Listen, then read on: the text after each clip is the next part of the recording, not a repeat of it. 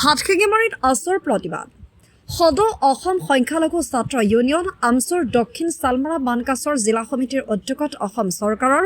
অমানৱীয় উচ্ছেদৰ বিৰুদ্ধে দুঘণ্টীয়া অৱস্থান ধৰ্মঘট কাৰ্যসূচী আছিল।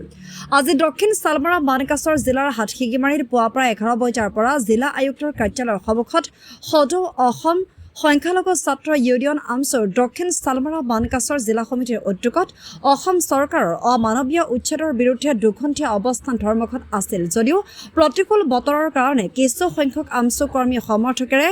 হাতে হাতে প্লেকাৰ্ড বেনাৰ আদি লৈ আগত সংস্থাপন পাছত উচ্ছেদ কৰক, অমানৱীয় উচ্ছেদ নচলিব আদি বিভিন্ন ধৰণৰ শ্লোগানেৰে পৰিৱেশ উত্তাল কৰি আয়ুক্তৰ কাৰ্যালয়ৰ সন্মুখত উপস্থিত হৈ আয়ুক্তৰ জৰিয়তে মুখ্যমন্ত্ৰীলৈ স্মাৰকপত্ৰ প্ৰেৰণ কৰে।